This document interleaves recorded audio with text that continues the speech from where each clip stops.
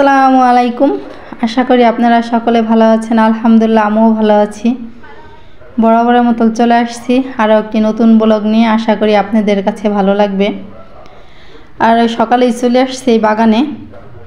ওই জায়গা হয়েছে কি, আমার ছোটো কাকার ছেলে আরও 9 মাস 10 মাস আগে ওদের একটা মেহগনি গাছ আছে বাগানের ওই মাথায়, সেই গাছ থেকে ডাল কাইটে রাইখে দিছে। আর অন্য অন্য গাছও কাটছিল, যেহেতু বাগান সেই সময় পরিষ্কার করছিল, সেই সব ডাল এক জায়গা ভরাই রাইখে দিছে। তো কথা ছিল কয়েকদিন পর আইসে ওই ডাল সুন্দর করে সাইজ করে ওদের ঘরের ঘরে রাইখে যাবে, যেহেতু ওরা বাড়ি থাকে না, অন্য জায়গায় থাকে, এই জন্য সেই ডাল আর ওই জায়গার থেকে সরানো হয় নাই। লতা পাতা হয়ে সে লতা পাতার নিচে ওই ডাল পড়ে গেছে, দেখা হয় নাই। তো 2-1 দিন আগে ওই জায়গা গেছি, যাওয়ার পর দেখি সেই ডাল সেই লতা পাতার নিচে পাটখড়ি তো যাই হোক ভালো, তার চেয়ে একেবারে নরম হয়ে গেছে। আবার ওই পাশে একটা আর্সেন মুক্ত টিউবওয়েল বসানো হয়েছে। সেই টিউবওয়েল বসানোর সময় গর্ত করা হয়, বালি মাটি হয়। সেই টিউবওয়েল বসানোর পরে সে গর্তের পানি ছেড়ে দিছে, সব পানি এই দিক দিয়ে আসছে, সে বালি মাটির নিচে চলে গেছে। তা মনে করেন আমি হাতদা ধরছি, হাতদা ধরার আগে পাটখড়ি তো ভালো একটু চাপদা ভাঙতে হয়, এগুলো মনে হয় চাপও দেওয়া লাগে না, এরকম অবস্থা হয়ে গেছে। সেই আমি লতা পাতা সরাই সেই জায়গার থেকে সেই ডাল খুঁড়ি ভেঙে ভেঙে আমি আনতেছি, আরও বালি মাটির নিচে চলে গেছে। এদিকে মা পাতাকপি কাটতেছে। হ্যাঁ, রান্নাঘরে যে আমাদের চক থেকে আনা হয়েছে লতা পাতার মতন কীরকম শুকনো, ওই যা হাইজাবা বলে যাই বলো কুটে বলুক, সেইগুলো আনা হয়েছে। তো ওইগুলো দিয়ে আমি কাটতে জাল দিতে পারতেছি না, মানে বটি দিয়ে টুকরো টুকরো করে কাটে নিলে ওইটা আর কি জাল দেওয়া মানে আমি ভালো পারতাম। মানে মা আবার বলতেছে যেহেতু আমি ফ্যান পানি আমি জাল দিই এই সমস্ত হাইজাবা দিয়ে, মা আবার বৈশা কী করবে যেন পাতাকপিটা কাটে দিল। তো যাই হোক আমি নিয়ে আসছি ডাল, সেই ডালেই তো আমি ধরা দিছি। মা বলতেছে ভিজা ডাল কি ধরা দিছে, সত্যিও জ্বলতেছে না। পাটখড়ি দিছি, আবার একটা ঘর থেকে শুকনো চলা এনে দিছি। মা কি যে খড়িরকে হাল পড়ছে নাকি ভিজা, তাই চুলের ভিতরে দিছস রোদ্রে দে। তা আমি ভাবলাম ওই জায়গার থেকে আনছি আর রোদ্রে দেওয়া লাগবে না, চুলার ভিতরে দিয়ে দিই, এটা মনে করে এমনি এসছে জায়গা। মা আবার রোদ্রে নিয়ে দিছে। তো ডাল তো রান্না করা হয়ে গেছে, আর মা এই যে পাতাকপি কাইটে দিচ্ছে সেগুলোই রান্না করতেছি। আর মাছ আনছে বাজার থেকে, মাছ এখনও কাটা হয় নাই। আর ডাল রান্না করা হয়ে গেছে, পাতাকপি ভাজি করে তারপরে মাছ কাইটে নিব। আপনারা আমার সাথেই থাকেন, আমার পুরো ভিডিওটা দেখেন। ভিডিওটা দেখে যদি আপনাদের কোথাও একটু ভালো লেগে থাকে অবশ্যই একটা লাইক কমেন্ট শেয়ার করতে ভুলবেন না। সাবস্ক্রাইব করে পাশে থাকবেন, পরবর্তী ভিডিও ছাড়ার সাথে সাথে আপনাদের কাছে যেহেতু পৌঁছায়। তো দেখতে থাকেন আমার ভিডিও।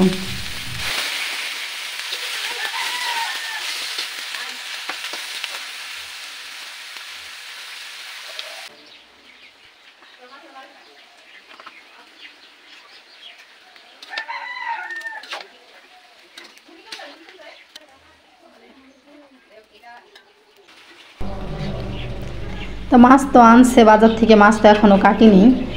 ডাল হয়ে গেল, পাতাকপি ভাজি চুলাই দিয়ে, যেহেতু মাছ ভাজবো এই জন্য সেই মাছের সাথে বেগুনও ভাজবো।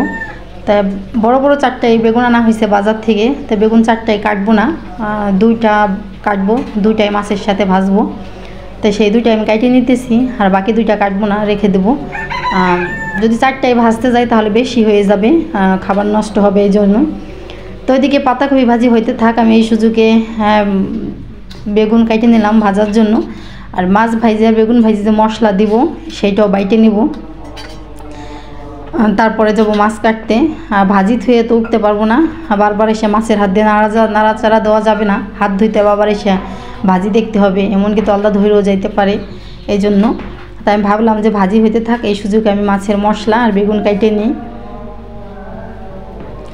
আর এদিকে আমার চোখ দিয়ে কিন্তু কখনো পেঁয়াজ কাটলে পানি বের হয় না, আজকে হঠাৎ করে আমার চোখ দিয়ে পানি বের হয়ে গেছে, আর চোখ নাক পুড়তেছে পেঁয়াজ কাটতে যেয়ে।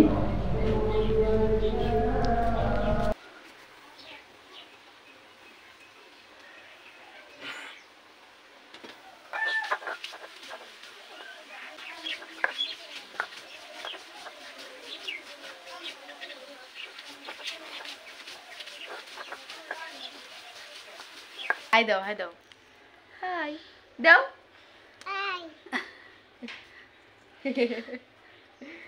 দিছো।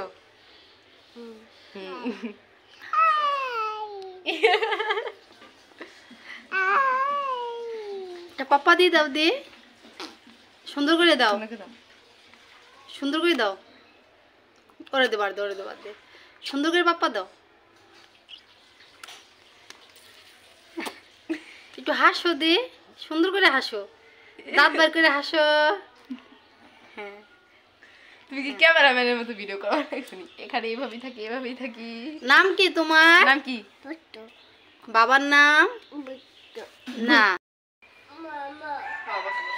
আমি আমি আমি দিস পেলাম, দিস পেলাম, জ্যাকেটটা এই যে পিঁপড়ে, আমি দিস পেলাম, দিস পেলাম।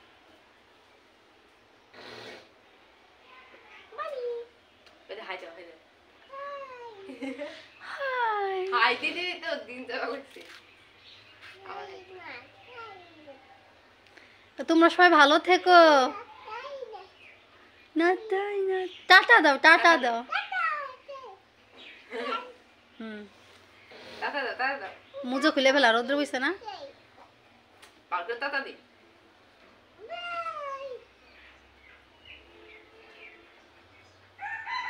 আপতুস, আপতুস, বুধু সকালে কি খাইছো? সকালে কি খাইছো সেটা বসে কও, ইন্টারভিউ দে।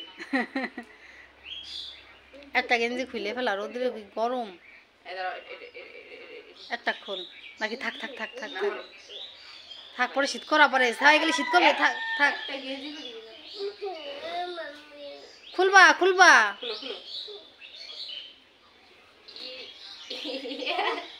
আস্তে আস্তে আস্তে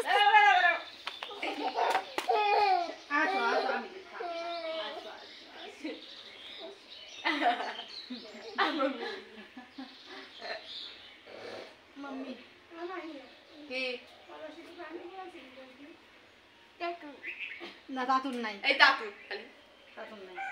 ওই যে কি আছে দেখবি, ওই যে কি আইছে, ওই যে কি গো গো গো। কি যায়, ওই যে কি যায়, কুকুর, কুকুর, ওই যে কি যায়, কুকুর, কুকুর, কুকুর কেমন করে?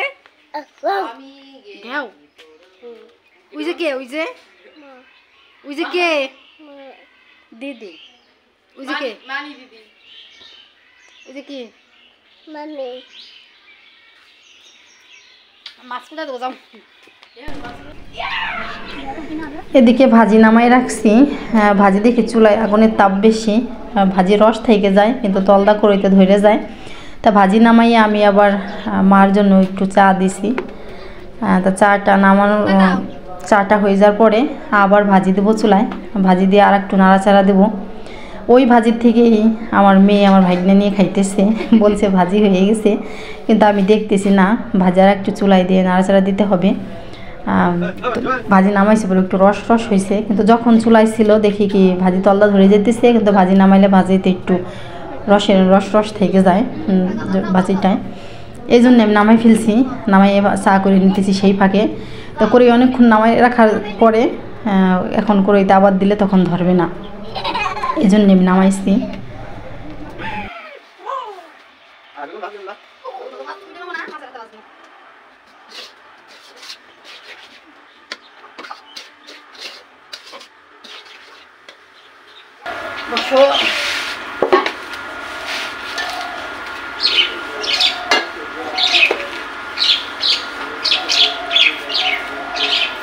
কি খুঁজি রে পুত্তুস? মাম, কি এই যে মাম, মাম তুমি খাও, কেমন খাও? দিয়ে দিয়ে খাও।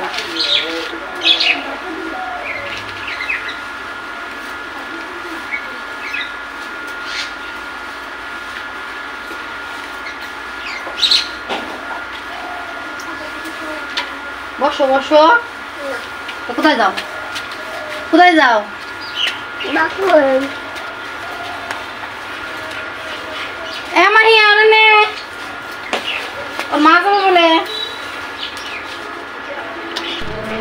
পুঁটি মাছের পেট কাটতে যেয়ে টক করে আমার চোখে পিত্তি ঢুকে যায়, আর চোখ আমার এত পরিমাণে জ্বলতেছে বলার মতন না।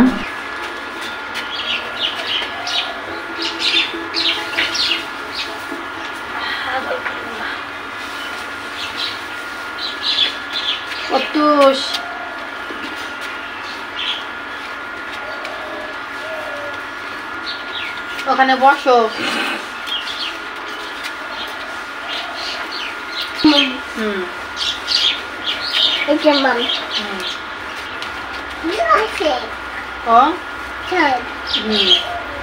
চোখে কি হয়েছে আমার? চোখে কি হয়েছে? চোখে কি হয়েছে দেখো দি। এই চোখে কি হয়েছে? হ্যাঁ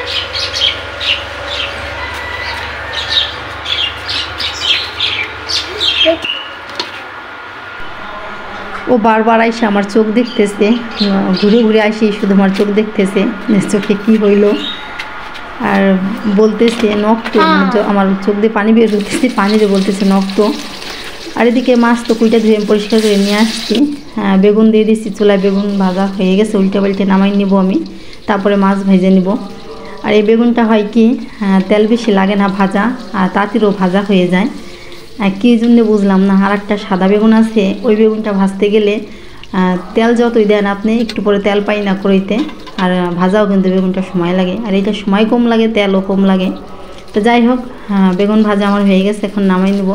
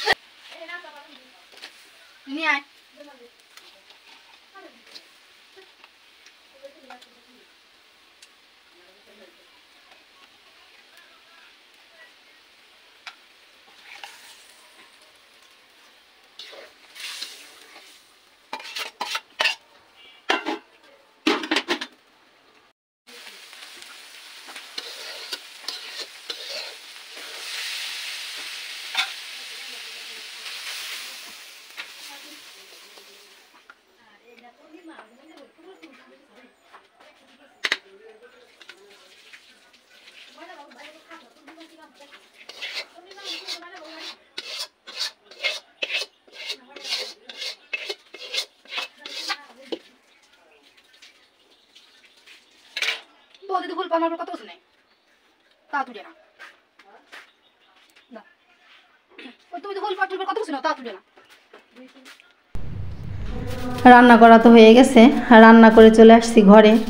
সকালে তো তেমন ভালো মতো বিছনার ঝাড়ু দেওয়া হয় না, যেহেতু শীতের দিন, ছোটরা তো অনেক বেলা পর্যন্ত ঘুমানো থাকে, আর বড়রা তো অনেক সকালেই উঠে যায়। তো ওই সময় তো ঘরটাই সুন্দর করে সরা হয়, বিছনার ঝাড়া হয় না। তো প্রথমে ঘরে এসে বিছনাটাই ঝাড়তেছি, সুন্দর করে বিছনাটা ঝাড়ে গুছাই নেব, তারপরে আবার ঘরটা ঝাড়ু দেবো। প্রতিদিন তো আমি গোসল করার সময় ঘর ঝাড়ু দিই, এটাই আগেও একটা ভিডিওতে আপনাদের বলছি। তো বিছনাটা সুন্দর করে ঝাড়া নিতেছি, নিয়ে গুছাইয়ে পরে ঘরটা ঝাড়ু দেবো। শীতের সময় আমাদের যে ল্যাপ কম্বল গায়ে দেওয়া হয়, সেইগুলো সব উপরে, আমাদের উপরে বাক্সে রাইখা আসা হয়। তা আলসির জন্য উপর থেকে কম্বল নামানো হয় নাই, নিচের বাক্সে ক্যাথা ছোট কম্বল এগুলো ছিল, এগুলোই আমরা গায়ে দিতেছি। শুধু আলসির জন্য যাওয়া হইতেছে না, নামানো হইতেছে না। তো যাই হোক, মা দেখলাম যে মার ল্যাপ নামাই নিয়ে আসছে, সেই সাথে আমার মেয়ে আমাকে 2-3 বার বলছে কম্বল নামানোর জন্য, উপর থেকে আমি আনিনি। ওইটা আবার আমার মা শুনছে, শোনার কারণে মা আবার কম্বল নামাই নিয়ে আসছে।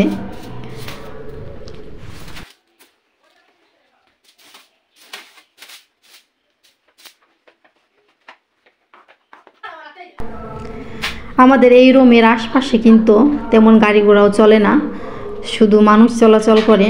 কিন্তু প্রতিদিন এই খাটটা কিন্তু আমি মুছা দিই, তারপরে এত ধুলো যে কই থেকে আসে বলতে পারি না।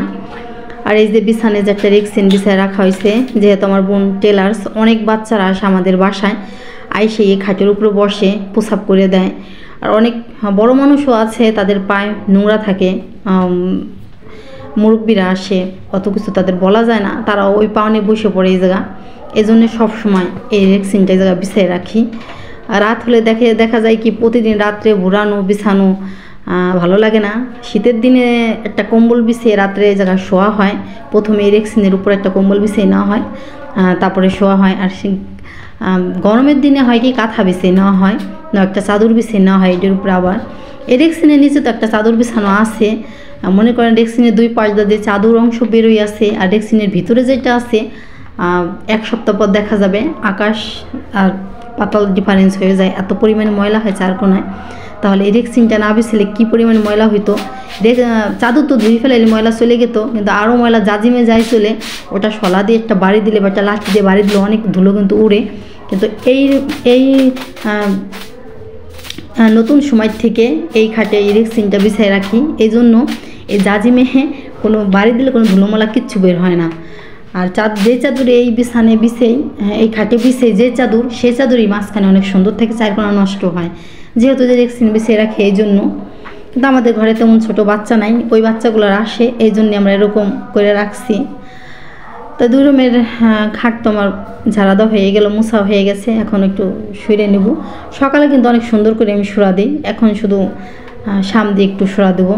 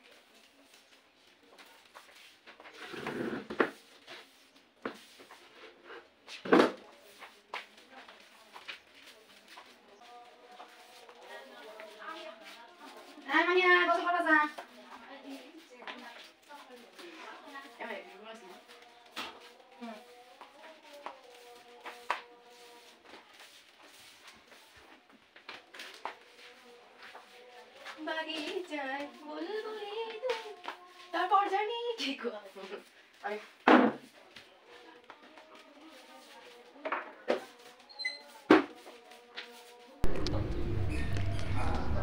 ওই সময় যে মার জন্য চা বানাইছিলাম, মা ওই সময় চা খায় নাই, মা চা রাইখে কই যেন গেছিলো। সেই চা এখন বেলা বাজে 12টা, তারও বেশি। মা এখন গরম করছে, গরম করে বলতেছে তোরা চা খাবি নাকি। তা আমি আমার ভাইগনার মা এখন চা খাইতেছি। সেই সাথে রোদ্রে এসে বৌদি বসছে, আরও দুজন আসছে। এই জায়গা বসে বসে চা দিয়ে মুড়ি দিয়ে রসের মতো খাইতেছি। তার ভিতর প্রত্যুষ কিন্তু চলে গেছিলো বাড়িতে, আবার ওর মামারে নিয়ে আসছে। তাই যেহেতু শীতের দিন আমাদের দূর একটু রোদ আসে, গরমের দিনও আমাদের দূর অনেক রোদ আসে, শীতের দিনও আসে। তো এই জায়গায় সবাই মিলে রোদ্রে বসে গল্প করতেছে, চা খাইতেছি আর দুষ্টুমি করতেছি।